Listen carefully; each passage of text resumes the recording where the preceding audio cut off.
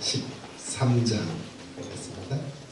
마태복음 13장 29절에서 30절 말씀까지. 마태복음 13장 29절에서 30절 말씀. 이렇게 한 목소리로 같이 읽을까요? 29절에서 30절. 시작. 주인이 이르되 가만두라. 가라지를 뽑다가 곡식까지 도울까 염려하노라. 둘 다 추수 때까지 함께 자라게 해주라. 추수 때에 내가 추수꾼들에게 말하기를 가라지는 먼저 거두어 불사르게 단으로 묶고 곡식은 모아 내 곡간에 넣으라 하리라. 아멘.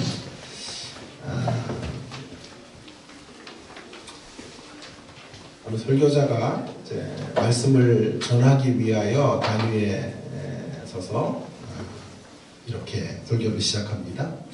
오늘 설교는 악의 문제에 대한 것입니다.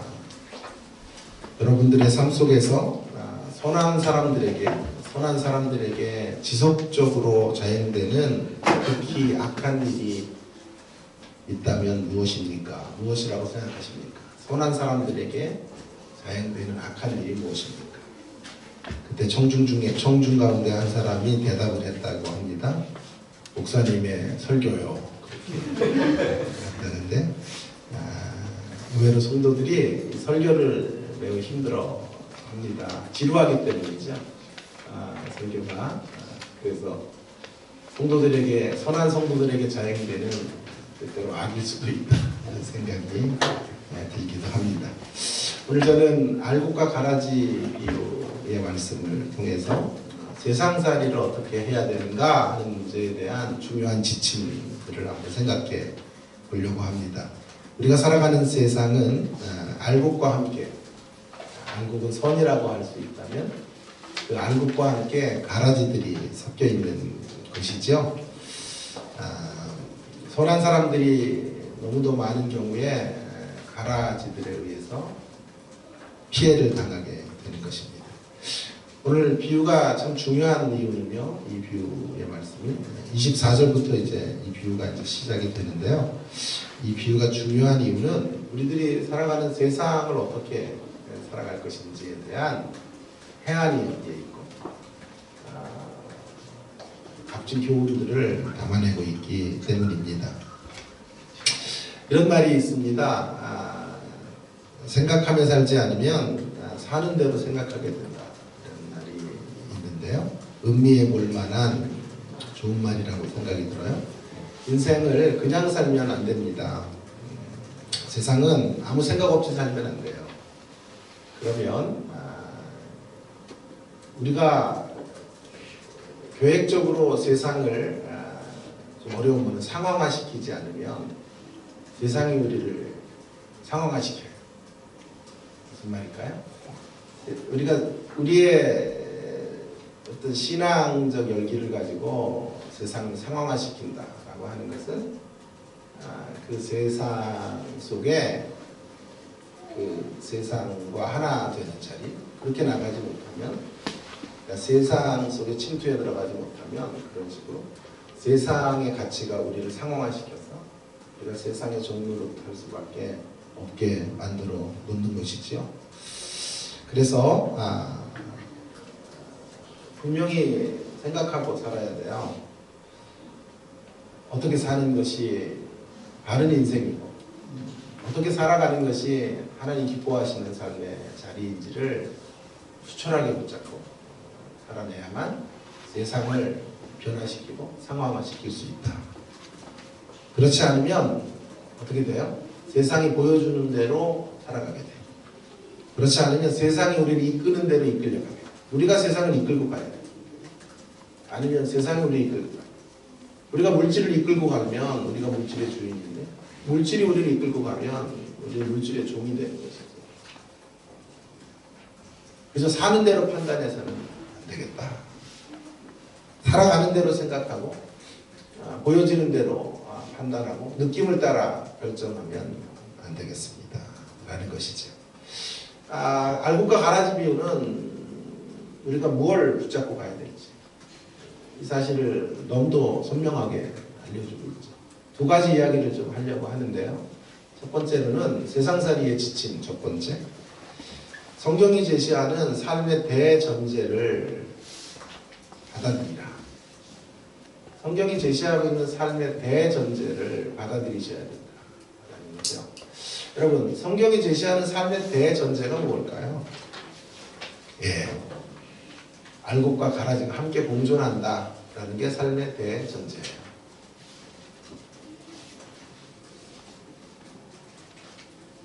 알곡이 있는 자리에 언제나 가라지가 있다는 게 성경에 우리에게 말씀하고자 하는 성경의 가치이고, 성경을 통해서 우리가 어떤 인생을 살아야 되는지에 대한 중요한 전제가 되는 것이죠.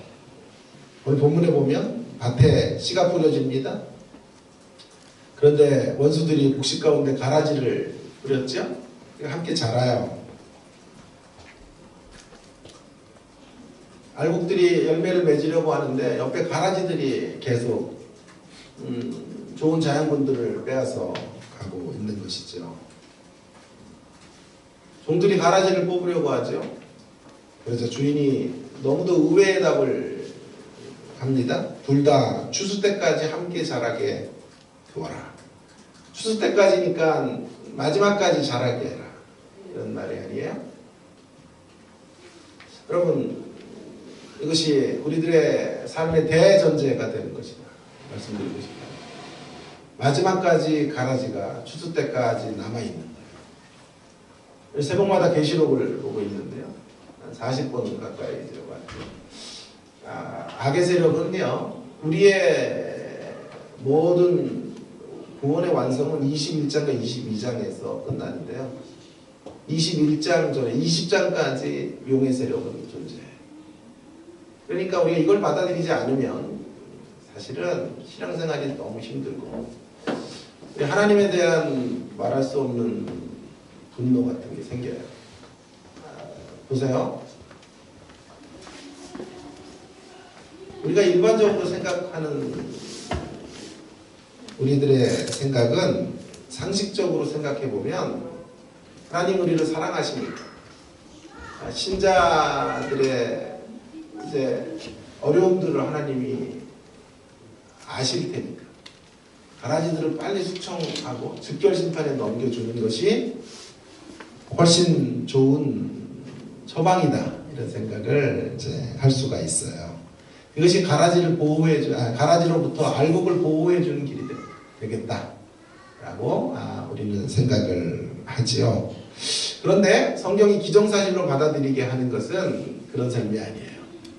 알곡 옆에 가라지를 치워주는 삶이 아닌 알곡과 가라지가 공존하는 삶, 그런 삶인 것을 대전제로 못 받고 있다고요. 그까지 원수들이 우리 옆에 남아있는 삶, 그것이 성경이 가르치는 놀라운 우리들의 삶의 대전제예요. 자, 이것을 우리가 일단은 알아야 되고요. 이 사실을 안 후에 조금 더 들어가 보면 아는 것만이 아니라 받아들여야 돼요. 알곡과 가라지가 함께 존재하는 것을 우리는 살아내야 된다는 것을, 그런 현실을 살아가야 되는 존재를 부름받고 있다는 사실을 억셉트해야 돼요. 받아들이는 자세. 주님이 사랑하시는 알곡이 되었다고 해서 결코 가라지와 직면하는 삶이 사라지는 그런 인생이 펼쳐지지 않는다라고 하는 것을 받아들이셔야 돼요. 그런데 이게 되게 어려워요. 아닌 것에서 인정하는 것으로 나가기가 굉장히 어렵습니다. 대부분의 불만이 터져요. 어떤 불만이 터질까요?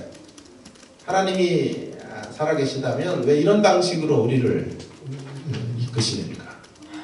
이런 방식으로 알곡이 걸어가는 걸음들 속에 가라지를 두십니까?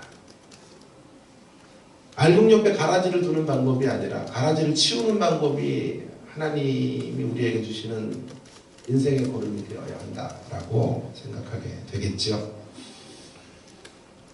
그래서 항변이 쏟아지는 거예요. 그런 항변이 대절정에 이르게 되면 어디로 갈까요? 이쪽으로 흘러가죠. 하나님이 선하신 분이라면 악을 제거해야 되는데 여전히 그 악을 제거할 수 없다면 성경의 하나님은 능력이 없는 분이 되는 거죠. 무기력한 분이 되는 거죠.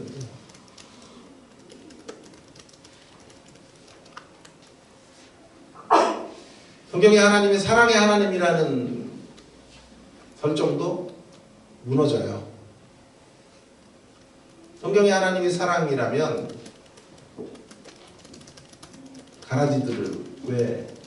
가라지들을 알곡이 왜 고통당하게 하시는 이런 생각들이 찾아올 때 기독교를 거부하게 되는 거죠. 여러분 예수를 안 믿는 사람들을 만나보세요. 제일 큰 항변이 이거예요. 하나님 살아계시면 당신들의 하나님이 사랑이라면 왜 유대인들이 그렇게 학살당하게 내버려 두십니까? 왜 악인들이 득세하는 걸 바라보고 계십니까? 하나님은 사랑도 아니고 능력도 없는 고작 하찮은 신의 불같아요. 그래서 세상 사람들의 기독교를 향한 불만이 되고 항변의 제일 중요한 부분이 될 것입니다. 여러분 하나님 믿는 신자들은 조금 다를까요? 예, 조금은 다른 것 같아요. 이 대목에서 신자들을 그저 편의상 알곡이라고 한번 가정해 보고요. 이 대목에서 하나님을 믿는 사람들은 가라지들이 공격해 오는 현실 앞에서도 조금 더 인내의 모습을 가지고 있는 것 같아요. 이해는 안 되지만 이런 현실을 그래도 나는 받아들여야지 그런 생각들을 하는 것이죠. 근데 문제는요, 이 가라지들이 집중 포격을 해올 때 그때가 이제 문제가 벌어져요. 그래서 신자들이 그런 모습으로 걸어가다가 환경의 가라지, 어떤 대적자들의 공격을 받아 굉장히 어려워지고 그런 어려움이 지속되어질 때 시간차를 두고 우리도 세상 사람들과 똑같은 항변의 자리로 가는 거죠. 하나님이 사랑이라면 이건 말도 되지 않아. 그분은 능력이 없는 분이야 라는 자리로 떨어질 수밖에 없어요. 그래서 이 하나님의 방식을 이해하고 받아들인다는 게 참으로 어려운 일이에요. 실제로 현실 속에서 우리가 그런 어려움을 당해보고 가라지 때문에 한번 뒤통수 맞아보고 사기 한번 당해보고 그들이 파는 함정 가운데 우리 인생에 너무 소중한 것들을 잃어버리게 될 때 그때 거기서 하나님의 선하심과 하나님의 사랑과 하나님의 능력을 붙잡고 신자됨의 길을 계속 걸어간다라고 하는 게 어렵습니다. 자, 그래서 우리가 이런 질문을 깊이 해봐야 돼요. 하나님이 정말 살아계시다. 이게 가능할까? 그 질문에 대해서 회피하지 마시고 하나님이 정말 살아계시다면 이런 일들이 벌어질 수 있을까에 대한 질문을 깊이 던지면서 그 질문에 대한 문제들을 이제 정면 돌파를 해야 돼요. 두 가지 저는 이 질문에 대해서 깊이 생각하면서 답을 좀 찾아보려고 하는데 첫 번째로는요, 제가 먼저 제안하고 싶은 것은 뭐냐면 저도 지금 선한 분들에게 지금 악을 제안하고 있나요? 계속? 지루하신가요? 여기가 되죠? 작은 악이에요? 여러분 첫 번째로 제안하고 싶은 것은 이제 이 문장을 좀 바꾸라고 말씀드리고 싶어요. 주님이 살아계시다면 이라는 문장을 주님이 살아계시기에 라는 문장으로 바꿀 것을 1차적으로 제안하고 싶어요. 주님이 살아계시다면 이럴 수 있나가 아니라 주님이 살아계시기에 이럴 수 있다라는 생각을 하셔야 돼요. 무슨 말이냐 하면 주님이 정말 시퍼렇게 눈뜨고 살아계시기 때문에 알곡과 가라지가 함께 공존할 수 있는 삶으로 성도들을 밀어넣을 수 있어요. 그 말은 무슨 말이냐 하면 하나님의 자신감이에요. 하나님은 자신감을 갖고 계세요.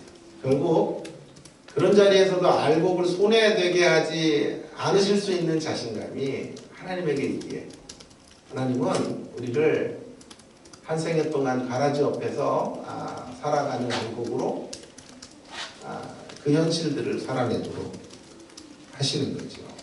29절에 보시면요. 29절을 다시 한번 보시면 주인이 이르되 가만두어라 가라지를 뽑았다가 곡식까지 뽑을까 염려하노라. 그러니까요. 29절의 말씀에 근거해 보면 가라지를 뽑지 않는 이유는 알곡을 상할까 봐 그런 거죠. 이런 말이 되겠습니다. 알곡을 위하여 가라지를 두라. 이런 말이에요. 알곡을 위하여. 알곡을 위한 행위다. 알곡을 위해서 우리가 볼 때는 즉결 심판이 이루어져야 될 것 같은데 그렇지 않고요. 알곡과 가라지가 공존하는 방식이 알곡을 위하는 길이다. 이렇게 선언할 수 있는 분은 주님밖에 없고, 자, 실제로 그런 현실들을 우리로 살아가게 하실 자신감이 있는 분은 우리 주님밖에 없어요. 알곡을 위한다면 하나님이 이러실 수 있나가 아니고요. 하나님이 살아계시다는 게 아니라 하나님이 살아계시기에 그 자신감을 갖고 그런 현실을 우리 가운데 허락하실 수 있는 거예요. 여러분, 제가 수요일마다 그 조창기도회를 이제 인도하고 있어요. 그래서 거기 이제 오시는 분 한 분이 이 교회로 저를 초청해놓고 그분 안 오시네요. 그래가지고 저를 볼모로 잡아놓고 어딘가 가셨는데 새벽에 요즘 자꾸 그런 생각이 나요. 왜 나를 볼모로 잡아서 앉혀놓고 우리는 빠졌나 이런 생각을 하는데, 어쨌든 그 안에 그 한 분이 굉장한 거부예요. 무슨 공업사를 기계 같은 걸 하시는데 유명한 어느 교회 대통령이 나온 교회의 장로님이신데요. 재벌 장로님이시죠. 자녀들에게 원하는 걸 다 해줬다라고 말씀하시더군요. 해주고 싶은 것 여한없이 해줬고, 어릴 때부터 최고의 교육을 줬고, 유학도 보고, 외제 승용차, 집도 사주시고,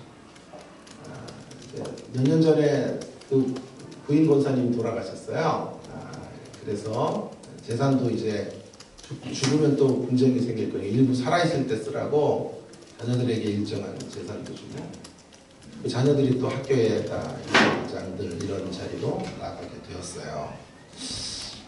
참 좋고 늘 긍정적이시고 참 배울 게 많은 분이신데, 한 가지 자녀들에게 못해준 게 있다 하고 말씀하시더군요. 한 가지 못해준 게 뭐냐면 뭔지 아세요? 고난받는 길로 나가도록 못해준다. 고난을 받게 했어야 되는데 그 어려움을 뚫고 나가는 그러한 어려움을 헤쳐나가는 법들을 좀 알려줬어야 되는데, 다른 건 다 해줬는데 자녀들이 어려워지는 거는 못 견뎌서 어려움 만나게, 그러니까 고난을 대처하는 법들을 알려주지 못했다고. 그래서 어려울 때는 돈으로 해결하고 물질로 해결하고 그 문제를 속히 힘으로 해결해주는 일들만 한 것 같다. 참 의미심장한 말씀. 그 안에 뭔가 많은 복선이 있고 뉘앙스가 있는 이야기예요. 여러분, 인간 부모는 이런 일을 못해요. 자녀들을 이렇게 잘해주는 건 해도 이렇게 고난을 헤치고 나가는 법들을 알려주고, 그걸 이렇게 옆에서 바라보면 네가 스스로 한번 이겨봐 이런 거 사실 하기가 힘들어요. 몇 년 전이에요. 딸이 이제 초등학교 입학하기 전인데 그때 이제 돌아가면서 저랑 와이프가 아이를 보게 되는데요. 지금도 막 쌍둥이 왔다 갔다 하는데, 자, 어쨌든 그렇게 애들을 이제 우리는 이제 하나니까 이제 돌아가면서 보는데 키즈 카페라고 하는 데를 이제 간 거예요. 여름에 더우니까 쉬기가 제일 좋아요. 걔 놀리고 저는 카페, 키즈 카페 같은 데가 있어요. 이렇게 애들 놀고 뭐를 몰라가지고 자, 그리고 저는 카페에 앉아서 우아하게 책도 좀 보고 에어컨도 빵빵하게 나오고 하니까 종일 놀아도 뭐 얼마 들지도 않고, 식사 어차피 사 먹어야 되니까 거기서 식사 시켜서 먹고 이렇게 하는 건데, 이제 애가 저쪽에서 놀고 저는 책을 보고 있는데 갑자기 비명소리가 들리는 거예요. 노는데 남자애가 거기에 이렇게 탱탱볼 같은 게 탱탱볼이라고 있어요. 또 뭘 알아야지 이거는 생각을 하는데 자, 탱탱볼을 가지고 우리 딸이 이제 무슨 의상들이 있는데 그 의상 중에 하나를 지가 입으려고 그러고 뺐다가 딸이 뺏어서 입었는데 화가 났던 거예요. 그죠? 탱탱볼로 얼굴을 던진 거예요. 그래가지고 눈에 맞은 거예요. 눈에 맞아서 눈이 퉁퉁 부어오른 거예요. 여러분 제가 눈을 얼마나 소중히 여기는지 아시죠? 네? 눈을 제가 얼마나 귀하게 우리 딸이요 저를 닮았어요. 눈이요. 눈 큰 애들이 뭐 눈이 좀 부어서 작아지면 괜찮지만 이게 작은 애가 작아지면 앞을 못 봐요. 그러니까 너무 막 분노가 치밀어 오르는 거예요. 그래서 그 부모, 그 엄마랑 걔를 같이 온 것 같아요. 저쪽에 엄마가 있는 것 같은데 그 엄마가 오기 전에 제가 가서 현장의 모든 상황들을 종결하고 싶었어요. 그래서 너무 화가 나니까 제가 펜펜볼을 집어가지고 그 녀석의 눈을 향하여 슉 강속구로 그 다음에는 여러분의 상상에 던지고 싶었으나 던지지를 못했어요. 여러분 재미가 없는 이야기는 아닌 것 같은데 이렇게 제가 설명을 잘못했어요. 크면서 그런 일들을 수없이 겪어야 되고 그런 어려움들도 만나고 위험의 자리에서도 그것을 헤쳐나가고 친구들과의 관계에서 갈등도 있고 그렇게 살아가는 것이거든요. 그런데 저도 그런 걸 못하는 거예요. 옆에서 내가 울고 있으면 내가 가서 탱탱볼 집어 던져주고 싶고 내 힘으로 그 아이가 가라지는 아니지만 어쨌든 가라지를 제거해주고 싶은 충동들 속에 보이게 됩니다. 그 장모님의 말씀이 너무나 공감이 되는 거예요. 애들한테 다 해줬는데 역경을 헤치고 나가는 법들은 한 번도 해준 적이 없는 것 같다 라고 하는 것이죠. 그것이 우리들의 자식 사랑이에요. 눈먼 사랑이죠. 사실 과잉보호적 사랑을 우리는 하고 있는 거지. 우리 하나님은 우리를 정말 사랑하시면서도요 절대로 과잉보호를 하지 않아요. 엄청난 사랑을 우리 가운데 십자가라는 모습으로 쏟아 부으시면서도 우리 하나님은 절대로 과잉보호 같은 건 없어요. 오히려 하나님은 진정으로 알곡을 키우기 위한 방편으로 가라지들을 허락하시고 대모험을 감행하시는 분이에요. 우리 하나님은 모험을 즐겨하세요. 그래서 그런 자리에서 자녀들을 키운다는 게 모험 아니에요? 어마어마한 모험들을 하나님께서 지금 실행하고 계시는 거죠. 그 말은 하나님이 자신이 있으신 거예요. 알곡을 가라지 없이 키울 자신이 있어요. 그리고 그것이 진정으로 알곡될 수 있는 길이라는 것을 아시기 때문에 그 모험은 결국 실패하지 않을 것이다 라고 하는 것을 아시기에 하나님은 알곡 옆에 가라지를 두시는 방법으로 이끌어 가시는 거죠. 자, 첫 번째 제가 제안은 하나님이 정말 이루실 수 있나 라는 질문에 대해서 제가 그 질문을 좀 바꾸자라는 말씀을 드렸어요. 주님이 살아계시다면이 아니라 주님이 살아계시기 그러실 수 있는 것이다. 자, 두 번째 제 처방은 뭐냐 하면 주님이 정말 살아계시다면 그럴 수 있나? 라는 물음에 대하여 제가 주고 싶은 답은 이것입니다. 우리의 판단보다 하나님의 판단이 훨씬 현명한 것일 수 있다 라는 것이 답이 되겠습니다. 여러분, 우리의 판단은 뭐였죠? 즉각적으로 악을 심판하는 것, 그것이 우리의 판단이었죠. 가라지는 나쁜 거니까 그 가라지들을 빨리 속히 제거하면 그것이 좋은 길이 될 것 같고 알곡을 위하는 길일 것 같은데 하나님은 지금 뭐라고 말씀하시는 거죠? 알곡을 위하여 가라지를 두라고 하시는 거죠. 자, 그래서 우리 좁은 소견 근데 이것은 옳은 소견이 아니라 좁은 소견이에요. 옳은 소견 같아 보이지만 성경을 잘 들여다보면 이것은 좁은 소견이다. 제가 그것을 한번 입증해 보도록 하겠습니다. 여러분, 단편적으로 기독교를 생각하면 안 되고 생각해야 돼요. 잘 깊이 생각해야 될 종교인데 기독교는 피상적으로 생각하면 우리의 이제 강변이 맞고, 비상적으로 생각하면 우리의 생각이 옳아요. 가라지들을 우리를 힘들게 하는 존재들, 환경의 가라지도 없애야 되고, 사람의 가라지들도 다 속아내 주셔야 알곡이 잘 자랄 것 같지만 그것이 옳은 처사 같아요. 그러나 더 깊이 생각해 보십시오. 생각해 보면 이 가라지들을 남겨두시는 것이 참 우리가 알곡이 되는 길목이 되었다라고 하는 것을 이제 알게 돼요. 자, 보세요. 곰곰이 생각해 보면 우리가 전에 가라지였다라는 것을 알게 되는 거예요. 우리가 가라지였고, 그 가라지였던 우리가 이제 알곡의 측면으로 건너오게 된 거지요. 그런 생각들을 하다 보면 가라지들을 놔둬라 끝까지 알곡을 위한 것이라는 메시지는 전에 속히 가라지들이 이제 심판을 받았으면, 제거가 됐으면 사실 우리들은 알곡 쪽으로 건너올 수가 없었어요. 먼저 심판을 받아야 될 존재가 우리들이었겠죠. 알곡 다치니 가만히 두어라고 해서 결국 그 많은 가라지들 가운데 알곡으로 편입될 수 있는 자들을 선택하셨고 또 부르셨고, 그런 일에, 그런 하나님의 기나긴 기다림의 결정체가 사실은 저와 여러분이에요.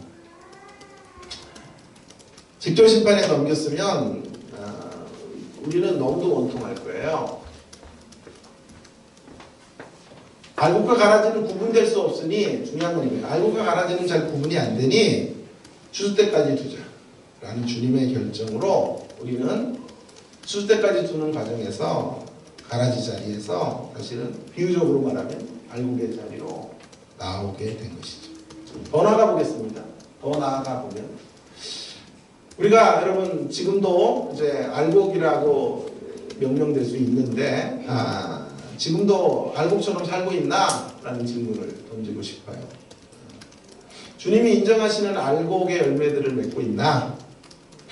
알곡의 자리로 왔지만 여전히 알곡처럼은 살지 못해요. 기복이 되게 심하죠. 우리의 삶의 기복, 신앙적 기복이 심해요. 우리가 원하는 것들이 이루어지면 너무도 신뢰하고 하나님 살아계시다고 하나님께 입맞추고 나아가요. 그러다가도 우리가 원하는 것들이 이루어지지 않고 뜻하지 않는 어려움들이 찾아오고 곤란한 환경들에 놓이게 되면 급속히 하나님을 향한 사랑도 냉각이 되죠. 이렇게 우리는 실존적으로 알곡과 가라지 사이를 넘나들고 살아가고 있어요. 순간 알곡의 심령으로 살다가 어느 순간에 또 가라지의 심령으로 가고 있어요. 그죠? 왼수가 집안 사람이다, 그런 말이 있잖아요. 그렇게 은혜를 받고 이제 내려가고 산에서 기도하고, 옛날에 기도원을 그렇게 많이 가고 꼭 그렇게 넘어뜨리는 세력이 집안 사람이에요. 근데 다 신자들인데 다 알곡의 부류에 속할 수 있는데 그렇게 우리를 힘들게 한다고요. 그러니 너무도 많은 신자들이 수없이 많은 시간 동안 이 두 세계를 넘나들어요. 알곡의 심령과 가라지의 심령을 왔다 갔다 하고 있죠. 이렇게 우리가 사는 날 동안 알곡과 가라지를 단칼에 구분한다는 게 쉽지가 않아요. 또한 예수 믿는 알곡이라고 해도 가라지 노릇들을 할 때가 많아요.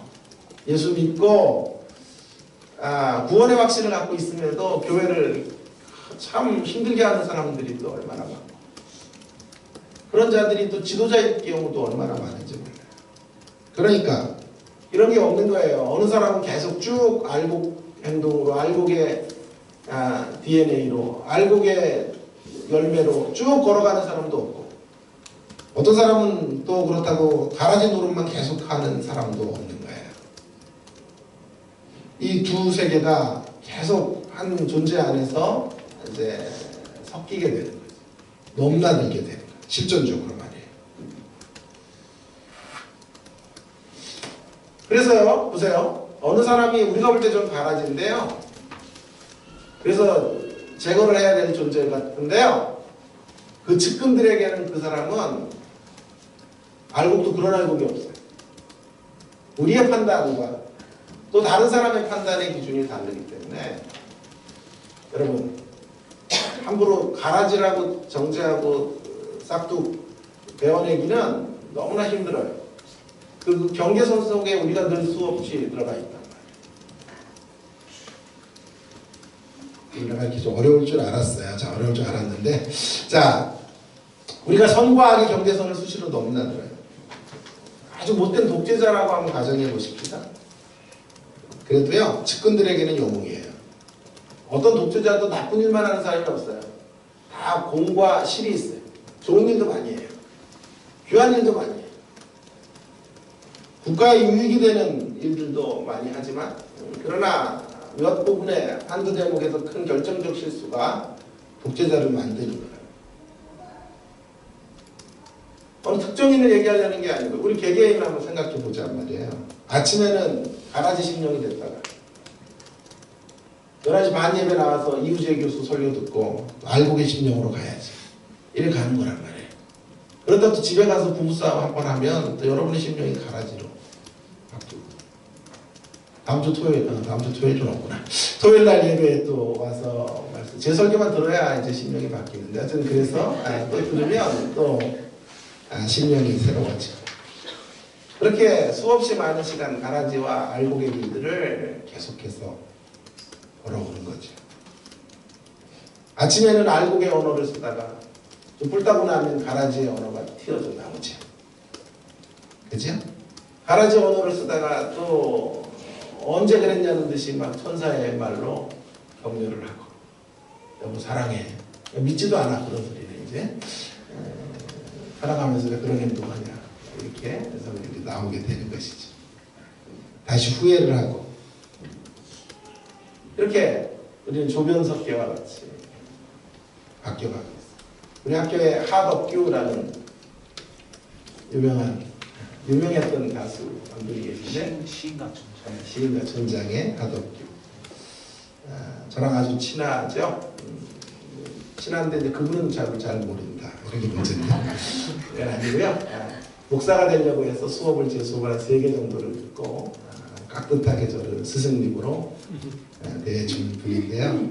암 수술을 크게 하시고 완전히 이분이 변화가 됐어요.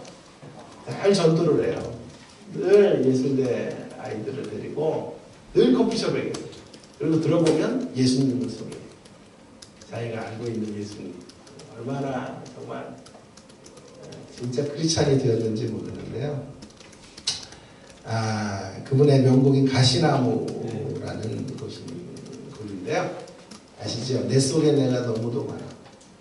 당신의 쉴곳은 내 속에 헛된 바램들로 당신의 편할 곳 없는, 내 속엔 내가 어쩔 수 없는 어둠, 당신의 실자리를 뺏고, 내 속엔 내가 이길 수 없는 슬픔, 무성한 가지나무 숲 같네. 야, 이게 뭐 고등학교 때가 만들었다는데요. 어떻게 이런 가사를 쓸 수 있는지 모르겠어요. 이것이 우리 인생이에요. 내 속에 내가 너무도 많아. 내 속에 내가 너무도 많아. 마치 이중인격자처럼 사는 거예요. 알곡과 가라지가 내 속에 있어요. 어떤 때 알곡의 모습으로 서 있다가 어떤 때 갑자기 돌변해서 막 가라지가 돼요. 애들도 막 너무 칭찬했다가 갑자기 뭐 우유 한번 쏟았다고 막 가라지가 되어 이거 치지도 않는다고 소리치고. 어제 제가 그랬거든요. 알곡과 가라지 사이를 오가는 거죠. 내 속에 내가 어쩔 수 없는 어둠이 있어요. 내 속에 내가 어쩔 수 없는 어둠이 있어요. 그래서 나란 존재는 무성한 가지나무 숲 같아. 가시나무로 가득 찼어. 그래서 누가 들어와도 다 찔리고 아프고 상대를 크게 음침을 내는 내 속에 가시나무로 된 숲이 이렇게 존재하는 인생이다. 어떻습니까? 우리가 가라지일 때 가라지 직결심판했으면 큰일 났겠지요. 예. 우리도 지금 살아가면서 수없이 가라지 노릇을 하는데 그때 가라지들은 제거라고 하나님께서 그런 원칙들을 세웠다면 우리는 그 폐역한 순간에 제거가 되는 거잖아요. 하루에도 수없이 가라지와 알곡의 길들을 걸어오고 하루에도 수없이 가라지의 언어와 알곡의 언어들로 넘나들고 하루에도 수없이 가라지의 표정과 알곡의 표정을 짓고 그런 심령으로 넘나들며 살아가는 내 속에 내가 너무도 많은 가시나무 숲과 같은 존재들, 그런 존재들, 나도 어쩔 수 없는 그 어둠 속에 살아가고 있는 그와 같은 인생들, 그런 인생들이 어떻게 살아남을 수 있습니까? 가라지가 마지막까지 확보되니까 살아남는 거예요. 가라지가 될 때 어떤 가라지든 그 가라지의 모습으로 서 있는 순간 심판이다라고 했다면 저와 여러분은 오늘 주님 앞에 이렇게 나올 수도 없어요.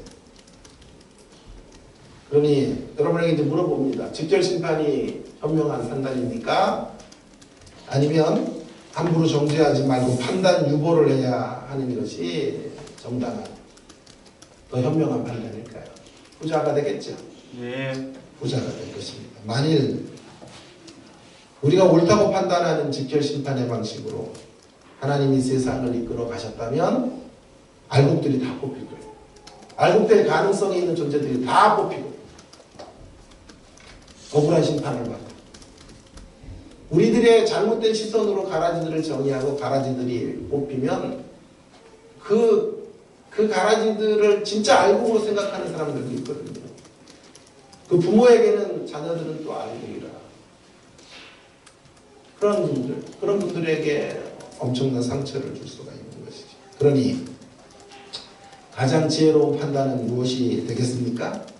마지막 추수 때까지 두고 최종적으로 누가 알곡이고 누가 가라지로 드러나는지를 마지막 최종적 시점에서 평가하는 것이 현명한 판단인 것이에요.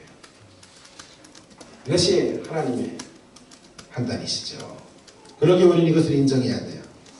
가라지를 마지막까지 알곡 옆에 두시는 방법이 지혜로운 결정이다 라고 하는 것을 받아들이셔야 돼요. 이것을 인정하면서 이제 우리는 가야 합니다. 더 가야 돼요. 어디로요? 아무리 힘들어도 가라지들이 주는 공격이 어려워도 세상살이가 고달파도 살아내는 거죠. 견뎌내며 싸워내는 것이죠. 힘들고 어려운 세상을 받아들이며 우리는 이 신앙의 길을 걸어가는 것이죠. 세상살이가 힘들다라는 걸 전제하고 걸어가시면 돼요. 우리가 기대하는 것과 반대편에 설 수 있다라는 사실을 묵묵히 인정하며 이 걸음을 걸어야 돼요. 누가 우리를 향해서 내가 선하게 살아도 누가 우리의 가는 걸음에 함정을 파놓을 수 있다는 사실들을 담담히 받아들이셔야 해요.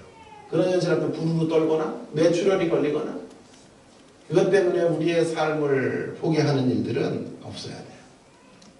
하나님은 다시 말씀드릴게요. 하나님은 알곡 옆에 가라지가 있는 삶의 현실을 살다가 오너라 우리를 이 땅에 그런 현실 속으로 보내주신 거예요. 그러나 오해는 하지 마세요. 이것을 인정하라는 말은 현실을 수긍하라는 뜻도 아니고 체념하라는 뜻도 아니에요. 가라지가 자행하는 모든 악에 대하여 그저 침묵하라 말하는 것이 아니에요. 제가 좋아하는 찬송가 중에 이런 찬송이 있어요. 뜻없이 무릎 꿇는 그 목종 아니요 운명에 맡겨 사는 그 생활 아니라 우리의 믿음 치솟아 독수리 날듯이 주 뜻이 이루어지이다 외치며 사나니 뜻없이 무릎 꿇고 운명에 맡겨 사는 것이 하나님의 뜻이 아닙니다. 제가 그런 말씀을 드리는 것이 아니에요. 자포자기를 하라고 말하는 게 아니에요. 세상을 바꿔내지 말라는 뜻도 아니에요. 가라지들은 원래 항상 존재하니까 세상은 정화될 수 없어. 그렇게 삶을 체념하라는 말씀이 아니에요. 오히려 인정하라 하는 말씀은 이런 뜻이에요. 놀라지 말라는 뜻이에요. 가라지들이 기승을 부린다고 놀라지 말라는 말이에요. 악의 세력들이 우리를 넘어뜨리려고 달려든다고 해서 그때 충격을 받지 말라는 말이에요. 이상히 여기지 말라는 말이에요. 실족해서 넘어지지 말라 이런 말이에요. 그것 때문에 우리의 인생을 포기하는 일은 없어야 된다라는 사실을 알려드리고 있는 것이죠. 하나님의 대전제를 받아들이라는 것은 아무리 힘들어도 살아내라 그 뜻이에요. 인정하며 분투해야 돼요. 우리는요. 분투하며 살아야 돼요. 이 세상에. 가라지와 적극적으로 분투하며 폭력적 방식으로 그들을 무너뜨려서는 안 되고 분투하며 살아야 돼요. 가라지의 힘, 어둠의 세력에 굴복하지 말고 싸워야 돼요. 끝까지 악으로 이기는 싸움이 아닌 선으로 악을 이기는 싸움들. 아멘. 저는 가정의 아픔을 겪으며 지내왔어요. 후회가 되는 게 있어요. 그게 뭔지 아세요? 가라지 옆에 사는 방식을 진작에 누군가가 알려줬습니다. 이런 기독교는 한 번도 저에게 알려준 사람이 없었어요. 그래서 예수 믿고 잘 되고 팔자 고치는 기독교, 맨날 이런 기독교밖에는 저에게 알려준 기독교가 없어서 이런 것들을 지속적으로 알려줬어야 돼요. 우리의 인생이 가라지 옆에서 알곡이 사는 삶이다 라는 것들을 끊임없이 받아들이게 하고 공감하게 하고 이런 것들이 나눠져야 되는데 이런 기독교를 아무도 말해주지 않아서 그것들을 인정하지 못하며 날뛰고 살았던 게 후회가 돼요. 악을 악으로 갚으려고 상대가 악이기 때문에 상대는 무너질 수 있다라는 걸 가정에도 적용하는 어린 시절에는 아버지가 빨리 죽기를 기도하는 그런 어리석은 행동들을 했지. 그저 가라지가 없어지기를 바라며 살았던 것이 후회예요. 가라지 때문에 놀라고 가라지 때문에 충격받으며 그러면서 또 이렇게 내 자신이 피폐해져 갔던 것이 너무도 억울한 후회의 대목이 되는 것이에요. 악을 악으로 맞선 것이 혈기를 혈기로 맞선 것이 분노를 또 다른 분노로 맞섰던 것이 그래서 자기 파괴의 길로 걸어갔던 것이 후회이고 아쉬움이에요. 만약 지금 제가 이런 복음을 알고 있는 채로 어린 시절이 돌아온다면 저는 그렇게 살지 않을 거예요. 그렇게 저항하지 않을 거예요. 그런 방식으로 부모님들을 대하지 않았을 겁니다. 라는 후회가 제 안에 얼마나 찾아오는지 몰라요. 볼프라고 하는 유명한 예일대학교 신학자가 정말 너무나 멋진 말이에요. 저는 이 말 하려고 오늘 설교하는지 몰라요. 볼프의 말이 이런 말이에요. 한번 들어보세요. 이런 말을 정말 아무나 할 수 있는 말이 아니에요. 자, 이런 말을 해요. 악이 온전히 이기려면 악한 세력이 온전히 이기려면요. 한 번이 아니라 두 번의 승리가 필요하다. 몇 번의 승리요? 두 번의 승리가 필요한데요. 자, 잘 들으세요. 악행이 벌어질 때 첫 번째 승리가 이루어지고 악행이 벌어질 때 첫 번째 승리가 이루어지고 악을 되갚을 때 두 번째 승리가 이루어져요. 악이 완전히 이기려면 두 번의 승리가 있어야 악이 이겨요. 한 번은 뭐라고요? 한 번은 악행이 벌어지게 하는 거예요. 악행이 벌어지게 해서 선한 사람들이 그 악에 의해서 공격을 당하게 할 때 한 번의 승리. 왜요? 공격을 받으면 알고 계속하는 사람들이 힘들어지고 어려워지고 낙심하게 되니까 한 번의 승리가 있고. 근데 그렇다고 악이 완전히 승리하는 게 또 한 번의 승리는 언제 주어진다고요? 두 번째 승리는 그래서 그렇게 공격을 받은 자들이 이놈의 새끼도 가만 안 둘 거야. 분노하며 내가 나를 무너뜨리고 나를 내 돈 꼽아서 안 갚은 놈들 내가 가만 안 둘 거야. 그래서 내가 그 분노로 그게 가정사의 아픔을 만들잖아요. 자, 그래서 내가 그 분노를 되갚을 때 악은 완전 승리를 거두게 된다.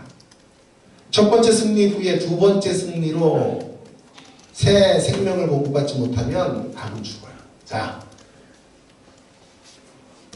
정말 신나는 말인데 아무도 반응이 없어서. 자, 악이 두 번 승리를 못하면 죽어요. 한 번 승리만 가지고는 악을 못 이겨요. 두 번 승리가 있어야 악이 이기는 건데 악을 죽이는 길이 뭐냐면 한 번 승리 후에 악이 완전히 이기려면 한 번 승리 후에 우리가 거기다 기름을 견뎌줘야 돼요. 보복의 길로 가면 두 번 승리를 거둬서 악이 완전히 이기는데 한 번 승리를 악이 했죠. 그 악의 한 번 승리에서 악과 결연한 의지로 분리되어져서 나오면, 그래서 새 생명을 공급하지 않으면 악은 죽음한다. 악의 첫 번째 승리에 대하여는 여러분 우리가 손쓸 수가 없어요. 어느 날 우리가 악의 공격, 환경의 가라지들이 공격을 해오고, 어느 날 우리도 모르는 사이에 악의 도전 앞에 서게 되는 거예요. 어느 날 우리의 삶 속에 불행한 일들도 다가올 수 있어요. 어느 날 우리의 삶 속에 연약함이 찾아오기도 하는 것이에요. 그래서 첫 번째 이 악의 승리는 우리가 사실은 어쩔 수 없는 거예요. 우리 통제 밖에 있는 일들이 경우가 많아요. 그러나 그 첫 번째 악의 공격 앞에 두 번째 빌미를 줘서는 안 돼요. 두 번째 승리의 빌미는 절대로 허락해 줘서는 안 돼요. 그건 우리가 할 수 있어요. 그건 우리가 단속할 수 있고, 그것은 우리가 그런 세력으로부터 분리될 수 있어요. 아멘. 두 번째 승리만은 절대로 그들의 것이 되지 않도록 해야 돼요. 완전 승리만은 절대로 악에게 주지 말아야 돼요. 사랑하는 여러분, 다시 말씀드려요. 사단의 첫 번째 승리는 우리가 어쩔 수 없어요. 그러나 두 번째 승리만은 결코 사단의 것이 되지 않도록 하십시다. 아멘. 하나님이 이 사단의 세력들 속에 우리를 살아가게 하시는 것들을 인정하시고, 두 번째 승리만은 우리 것이 되도록 하십시오. 아멘. 그래서 용서라는 이름이 들어와야 돼요. 그래서 이런 현실들을 받아들이려는 자세들이 필요하고, 믿음의 열기들이 커져가야 되는 이유가 바로 여기 있어요. 그래야만 두 번째 완전 승리를 그들의 몫으로 그들이 가져가지 못하도록 하며, 거기서 우리의 승리를 최종적으로 얻어낼 수 있기 때문이죠. 아멘. 자, 그래서 이 세상살이의 첫 번째 원칙이 중요하고, 시간이 다 됐네. 두 번째 원칙은 간략하게 내용만 살짝 하겠습니다. 자, 두 번째 세상살이의 지침은요, 성경이 밝히는 나의 정체성을 분명히 붙들라. 성경이 밝히는 나의 정체성을 붙들어야 됩니다. 여러분,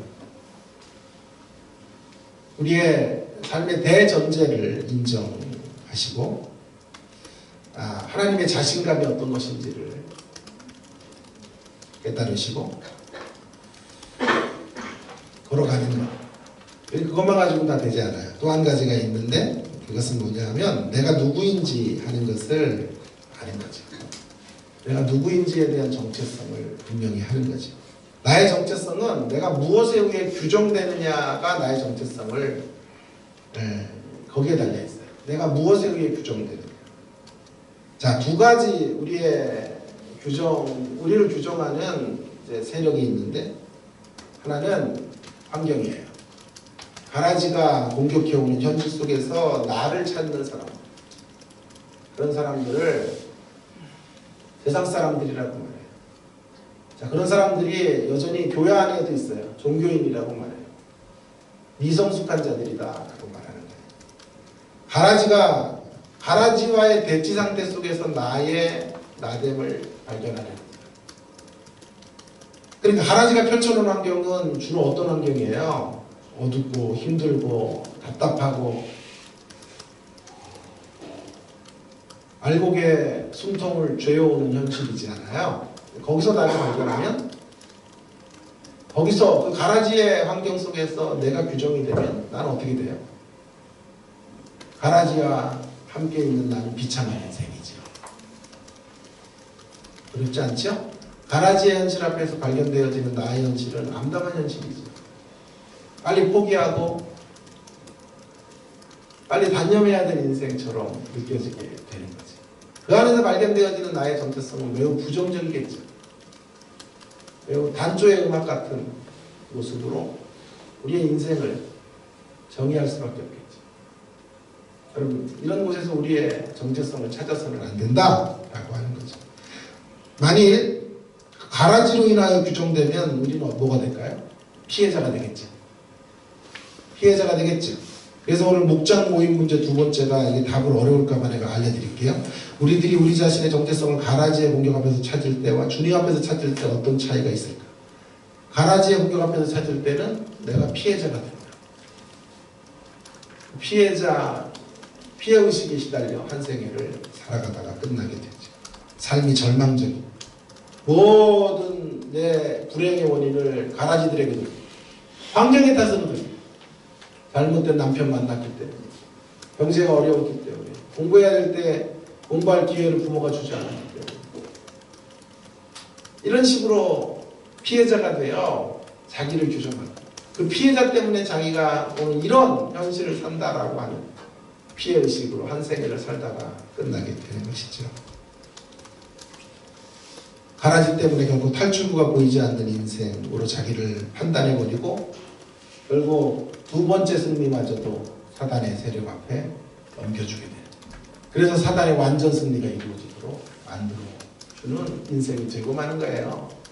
기독교 신앙이 주는 유익은요, 바로 이러한 삶을 넘어서게 하는 게 기독교 신앙의 유익이에요. 아멘. 기독교 신앙을 가지고 뭐 세상에서 조금 더 편한 삶, 그런 거 물론 있으면 좋아요. 저도 편하고 싶어요. 그러나 그건 주님이 그런 거 우리에게 주려고, 그런 시시한 것 주려고 우리를 부른 것 정도가 아니에요. 정말 이런 혁명적 변화, 아무도 넘어설 수 없는 이런 삶의 자리로, 이러한 사단의 두 번째 승리 앞에 다 붙들려서 살아가고 종노릇하며 살아가는 이들을 건져내요. 사단의 한 번 승리로 족하도록 만들어놓고 두 번째 승리를 우리 것으로 받아들일 수 있도록 만들어가는 삶의 변화, 생활의 변화, 가치의 변화, 하나님 나라 의식의 새로워짐을 붙들고 살아가도록 만들어주는 것이 기독교 신앙의 가장 큰 유익이었습니다. 아멘. 이걸 가르쳐줘야 돼요. 이런 거를요. 교회가. 설교라는 건 바로 그런 거 하는 행위예요. 설교는 뭐 잘해야 되는 건 아니에요. 보세요. 지금 아멘도 한 번밖에 안 하고 지금 이게 안 되잖아요. 그래서 설교라는 거 꼭 멋있게 하고 뭐 화려한 화술로 하는 것이 아니고요. 정말 전해줘야 될 메시지를 확실하게 전해주고 성도들을 하나님 앞에 올바로 세워주는 설교가 최고의 설교입니다. 자, 그럼 우리는 어디서 우리를 규정해야 될까요? 주님 안에서 우리 자신들을 규정해야죠. 우리 자신들의 정체성을 찾아야 돼요. 43절 한번 보겠습니다. 43절에 보면 이런 우리 자신에 대한 정체성을 밝힐 수 있는 중요한 구절이라고. 함께 읽겠습니다. 43절 시작. 그때의 의인들은 자기 아버지의 나라에서 해와 같이 빛나리라.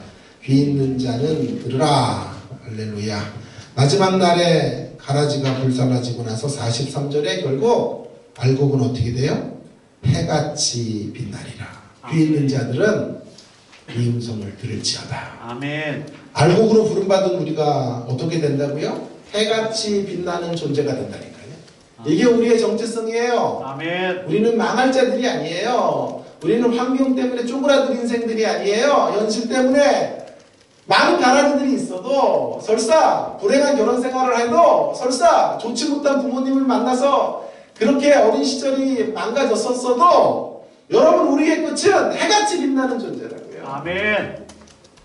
그 해같이 빛나는 존재로 하나님께서 우리의 인생들을, 그런 세계를 여셔서 이끌어가고 있다는 것들을 붙잡고 나갈 때 우리는 이 현실 속에서도 아름다운 장미들을 피어오르게 할 수 있는 거예요. 아멘. 이것이 성경이 말하는 우리의 운명이고 저와 여러분의 미래였습니다. 아멘. 우리의 정체성을 가라지 옆에서 있는 피해자로 상처 가운데서 발견하고 살다가 끝나지 마시고 성경의 증언을 붙잡으시고 성경의 위대한 가치들을 발견하시고 해같이 빛나는 존재들로 지금 나아가고 있는 생애들임을 확인하시며 걸어가실 수 있기를 바랍니다. 아멘. 이렇게 그분의 약속에서 우리가 누구인지에 대한 정체성을 찾게 될 때 우리는 가라지는 마음 빼앗기지 않아요. 아멘. 다 이런 일들은 사소해져요. 그 어떤 상처도 작아져요. 이 위대한 부르심 우리에게 있는데 우리를 핥고 지나가는 고통, 우리를 핥고 지나가는 가라지의 공격, 그런 게 뭐 대수예요. 그들이 아무리 우리의 길을 가로막아도 우리는 해같이 빛나는 존재로 가게 될 거예요. 아멘. 사랑하는 성도 여러분, 우리 주님께서 알곡 옆에 그저 가라지만 두셨으면 좌절해도 돼요. 알곡 옆에 가라지만 허락하시고 살아라 그랬으면 절망해도 돼요. 왜? 가라지들이 공격이 심할 테니까요. 그러나 알곡 옆에 가라지만 두시지 않고 또 한 가지 두셨는데 약속의 말씀을 두셨어요. 아멘. 미래의 약속을 허락해 주셨어요. 저와 여러분의 목적지를 해같이 빛나는 존재로 삼아주시겠다. 그 자리를 이끌어 주시겠다는 약속이 있으니까 여러분 우리는 이제 좌절할 필요가 없어요. 아멘. 하나님 우리를 걸작품으로 만들어 놓으실 것이다 라고 말씀하고 있는 거지.